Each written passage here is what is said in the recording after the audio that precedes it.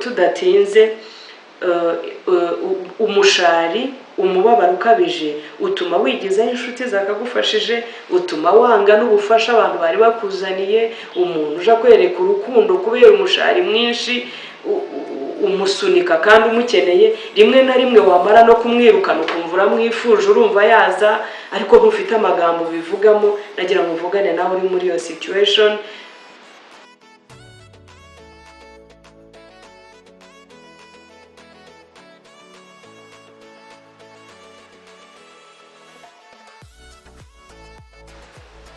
Bavandimwe, turabakiriye nanone kuri channel ya LMS Life is Mental and Spiritual. Turabakiriye, turabashimira ko mukurikirana ibiganiro byacu kenshi. Uyu munsi rero bafitiye inkuru nziza, twahitiyemo ikindi kiganiro cyiza. Mboneraho no kubashimira abadukurikira, comment muduha, ukuntu mushima ibyo dukora n'inama mutugira, ibyo dukosora, ibyo tuzajya dukosora. Anagira ngo mbizeze yuko twanabitangiye. Uyu munsi rero twabateguriye ikiganiro cyitwa Facing Disappointment and Bitterness, cyangwa guhangana no gutenguhwa n'umushari.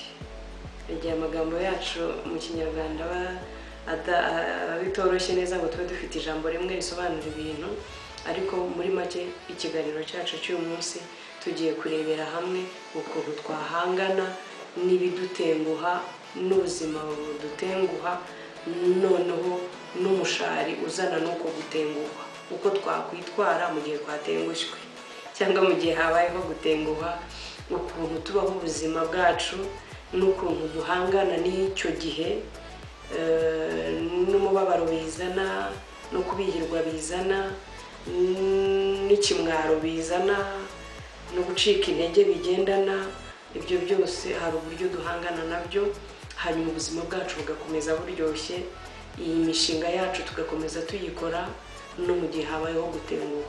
Ahangaha ndagira ngo nibutse ko impamvu dukora ibi biganiro nuko tutajya duhitamo ibitubaho mu isi, kandi ubuzima bwacu bubaho mu byiciro, ni phases.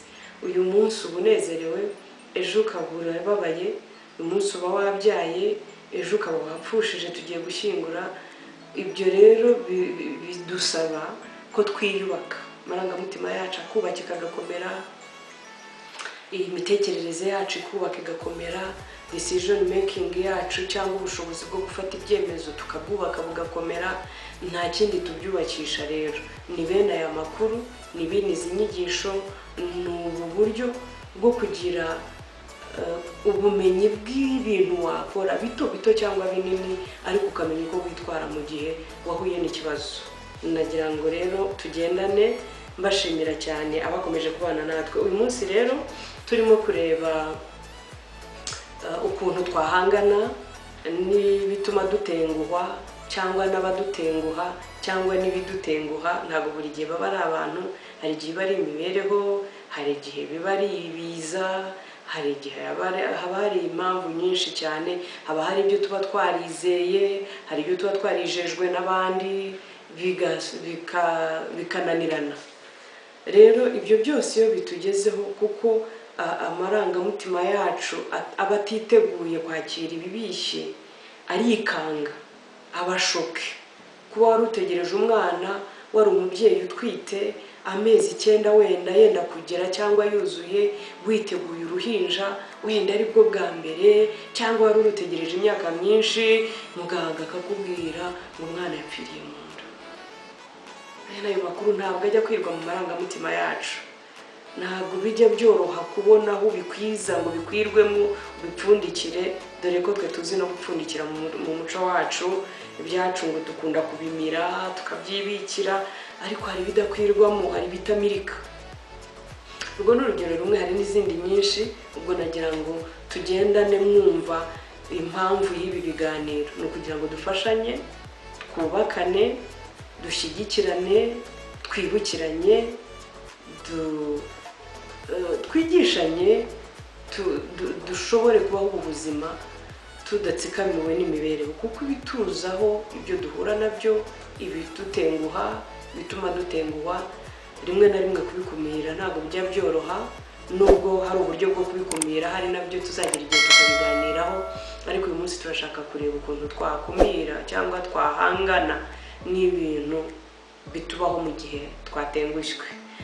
Dufite rero urugero rwo muri Bibiliya, umudamu bita Naomi, ngira ngo abantu benshi baramuzi, abantu benshi bakunda no kuryita abana b'abakobwa iryo zina, kuko uwo mudamu afite urugendo yagenze rusa nk'urwo benshi muri twebwe tumaze kugenda. Ndabizi neza ko muri iyi nkuru tuza kuyisoza nawe ushobora kuba hari aho wibonye bitakira urugendo rwa Devota na Naomi gusa, ahubwo nawe wabonyemo agace kawe, ahari haba hari aho wanyuze cyangwa hari ibyo urimo kunyuramo uyu munsi. Ubundi izi nyigisho nicyo ziba zigamije. Rero mu nyemerere kugira ngo twihute turebe n'ubundi dusome uyu murongo wo muri Bibiliya, Ruth igice cya mbere, turahera ku murongo wa mbere tugende twihuta kugira ngo imirongo imwe n'imwe turaza kugenda tuyisimbuka. Ariko iyi nkuru itangira ari umuryango w'umugabo witwa Elimeleki n'umudamu we Naomi, ngo baje gusuhukira mu gihugu cy'i Mowabu kubera i Betelehemu iwabo hari harateye inzara. Inzara ibaye nyinshi bahitamo kwimuka bajya gushaka ahari amafunguro cyangwa ahatari hari inzara icyo gihe nk'uko tubizi. Umurongo wa kabiri rero kavuga ngo uwo mugabo yitwaga Elimeleki, umugore we yitwaga Naomi, n'abahungu be bombi, umwe yitwaga Mahaloni undi yitwaga Kiliyoni. Bari abanyefurata b'i Betelehemu y'i Buyuda. Bagera mu gihugu cy'i Mowabu baturayo. Dukomeze. Elimeleki umugabo wa Naomi arapfa. Za shoke zatangiye mwazumvise. Muhunze inzara, murasuhutse, mugiye muri umuryango, mugiye mwuzuye, mufite umutware w'urugo cyangwa umukuru w'umuryango, ni ubanje gupfa mukigera mu bantu bashya, mu gace gashyashya, mu karere gashya, mu ntara nshya. Se niwe wari utanze icyerekezo nk'umugabo, niwe mwese mwari muhanze amaso, ageze yarapfuye tayari. Ubwo Naomi yatangiye gutangira kubona ibintu bitandukanye n'ibyo yari yiteze. Hanyuma rero ntibyagarukiye aho ngaho. Amaze gupfa asigirana abahungu be bombi, barongora abamowabukazi, umwe yitwaga Orupa undi yitwaga Rusi. Bamarayo imyaka 10 mu busuhuke aho bari basuhukiye. Nyuma y'uko Naomi apfakaye bamaze imyaka 10 abahungu be nabo bamaze gushaka abamowabukazi aho bari barahungiye. Maze Mahaloni na Kiliyoni bombi barapfa. Nyuma y'imyaka 10 nabo barapfa. Uwo mugore yapfushije umugabo we n'abana be bombi. Ndagira ngo ahangaha dupozinge gato wishyire mu mwanya wa Ruth. Birashoboka ko uyu munsi hari ibihe wageragamo cyangwa kondisiyo wageragamo ukumva ubaye shoke, ukumva isi iragusize, ukumva ntuzi niba izuba rikiva hanze, nyamara abandi ubuzima bukomeje, abari mu kazi bakora, bataha amakwe bayataha, abakora imishinga itandukanye, abubaka amazu bayazamura, ariko wowe wumva wafashe nka barafu wafurizingiye aho wari uri cyangwa wakonje cyane. Nagira ngo nkubwire ngo ntabwo uri wenyine. Ibi bintu byatangiye kubaho ni mu myaka myinshi, ntazi umubare igihe byabereye kuri Naomi. Nagira ngo rero nkubwire ngo humura, hari uburyo nyuma y'ibi ngibi ubuzima bugakomeza nubwo biba bitoroshye. Icyo bisaba rero ni ukubigambirira. Katwihute turaza kugenda tubigarukaho.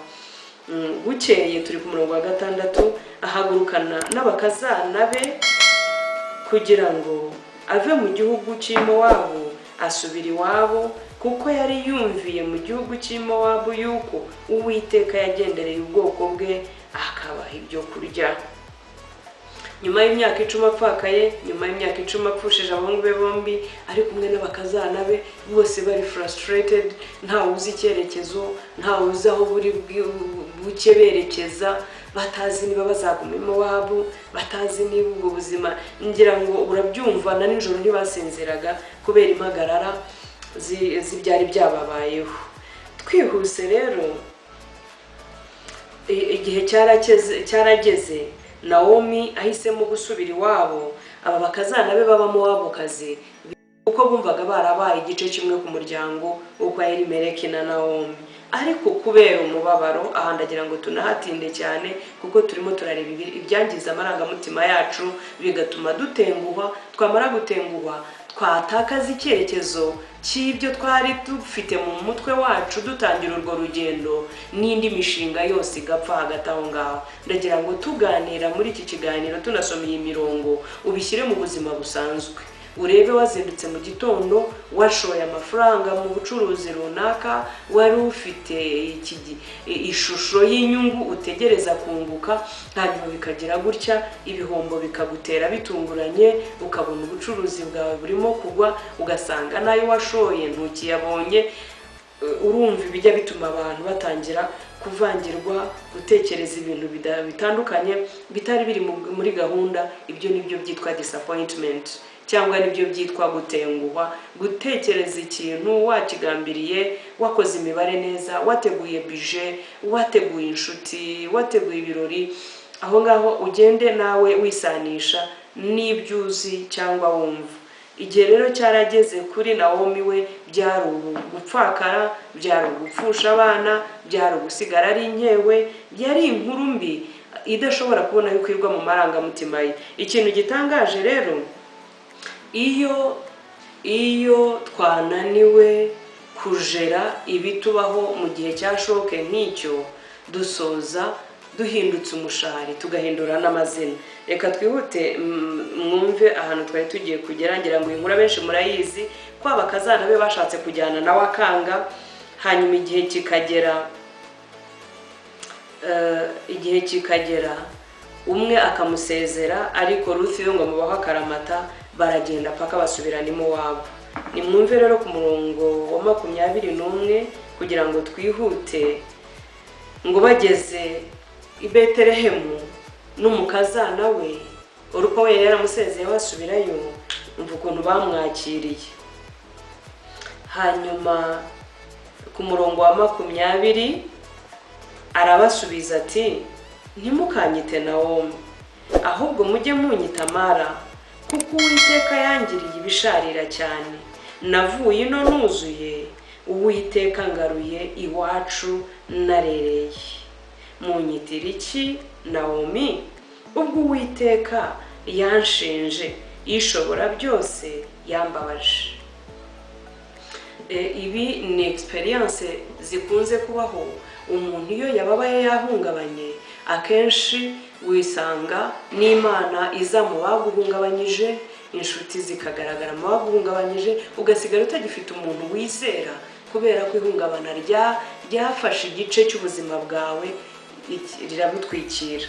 Ahangaha rero bisobanuye iki? Naomi yasigaye ababwira ati, njyewe ntabwo nkwiriye kwitwa Naomi kuko sinyuzuye ndacagase. Nawe wari watangira urugendo wumva wuzuye, urumva yagiye yumva ashyigikiwe, afite umugabo, afite abana, impande zose, ageze ibyari ibyiringiro bye byose bireyuka. Nagira ngo rero mvugane nawe, birashoboka ko waba wibonamo Naomi w'uyu munsi, ariko ntuzemere kwitwa Mara, ntuzemere kwanga iyo support. Ibimwe mu ngero tumenyereye, umuntu wakomeretse cyane kumukunda biragora. Ni nacyo cyagaragaye kuri Ruth. Abakazana be bashatse kumuhoza umubabaro, bariyemeza baravuga ati, nubwo natwe twapfakaye ariko uyu mubyeyi yatubereye umugisha, reka tumwomeho twifatanya nawe, twe kumutererana ari mu gihugu kitari ikiwabo, twemere kuko twashatse muri uyu muryango, tujyane nawe kugira ngo nibura tumumare umubabaro. Arababwira ati, oya, nimugende, nimundeke, nta bagabo ngifite, nta bana ngifite ngo barababera abagabo, niyo nashaka uyu munsi nkabyara, ese ibyo mwabitegereza? Oya, abakobwa banjye nimusubire iwanyu. Muri make yari afite umubabaro arimo yorosa, ariko abakamuhaye support arimo abigizayo, abakamuhumurije, abakamushyigikiye, abakamufashe mu mugongo, nagira ngo musabe hamwe no gufesinga disappointment, nuba wagize ibigutenguha nawe ibyo wari wizeye ntibiba ari byo biza. Reka mbabwire muri uru rugendo ntabwo kuba watangiranye n'umuntu urugendo buri gihe bivuze ngo muzarusozanya. Ibi ngibi sinzi niba twashobora kubyitegura, ibi ndabibabwira nanjye nibwira, kuko ntabwo tuzi igihe tuzamara hano ku isi. Iyo tugize amahirwe tumenya igihe tumaze, ariko icyo dushigaje ntabwo tujya tukimenya. Rero tugana ku musozo, nagira ngo mbasabe, iyo wemereye ibikubaho cyangwa umubabaro guhindura izina ryawe ukitwa izina rya Mara, ubundi Mara ngo byitwa umushari, byitwa bitterness. Mu gihe Nawomi hari umuntu w'umunezero, aravuga ati muranyitira iki Nawomi? Ngira ngo izina n'ubusobanuro bwaryo yarabizi neza. Aravuga ati ntabwo nyiri Nawomi, nabaye Mara, narashaririye, narabihiwe, Imana yangiriye nabi, Imana yaranshinje, Imana yarambabaje, i Mowabu nahabereye nabi, namgarutse nshagase, naragiye nuzuye, ntacyo mukinyitira mwiza, ntabwo nyiri Nawomi wa wundi mwari muzi, nimundeke. So tudatinze, umushari, umubabaro ukabije utuma wigizaho inshuti zakagufashije, utuma wanga n'ubufasha abantu bari bakuzaniye. Umuntu uje kwereka urukundo kubera umushari mwinshi umusunika kandi umukeneye, rimwe na rimwe wamara no kumwirukana ukumva uramwifuje, urumva yaza ariko ntufite amagambo bivugamo. Nagira ngo mvugane nawe uri muri iyo situation, nkubwire ngo wikwimira abantu. Nawomi ntabwo yabihisemo, ibitubaho nibyo byamubayeho. Ikindi, hari andi makuru y'abantu nabo bajya baza muri community bagashaka gusa nkaho bakwereka ko ikibazo cyawe kitaremereye cyane. Ahari ni bwa bumenyi bukeya bwa bamwe muri twebwe, umuntu akumva ko uburyo yaguhumuriza ari ukuminimiza ikibazo cyawe, akakwereka ko ari gitoya. Ibyo rero ahubwo bituma umuntu yumva utamwumvise, bigatuma yumva uri umunyamahanga, rimwe na rimwe akumva yanakwigizayo cyane kuko ibyo umubwira birimo kumusharirira. Nsabe rero mu rwego rw'ubukangurambaga, n'uburi kumwe n'umuntu uri muri kondisiyo nk'iyo ubabaye, icyo wakora ni ukumwegera ukamuba hafi. Niba ari ukamuha urutugu aririraho, niba akeneye umuhanagura ukamwegera ukamuhanagura, niba akeneye mushwari ukayimuha. Hanyuma ibindi ibyo bimufasha kubiprosesinga kugeza igihe Imana imutabarira. Tukiri aho rero, nuko Imana itajya ibabaza abantu. Umugambi w'Imana ku buzima bwacu uba ari mwiza. Nawomi igihe cye cyarageze, yanga abamufasha, yemerera uburakari kumurenga, yemera gutuka Imana, asunika abantu bari baje kumufasha, abakazana be bashakaga kumuherekeza bigizayo, nuko Ruth yamubayeho akaramata. Nagira ngo nkubwire ngo nawe muri ibyo bintu urimo, Imana ijya yohereza ba Ruth baba bahari.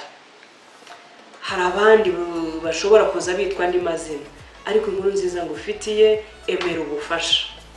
Mu rugendo rw'umubabaro mwinshi, rw'umushari, ubuzima bubishye, ubona nta kikuryoheye, abantu bashaka kukubera inshuti ukabona barasa nk'abagutetaho, ihangane wongere wiyegeranye, kuko aba bantu nibo mbaraga zizagukura aho hantu kure watebeye muri uwo mubabaro w'igihe kinini.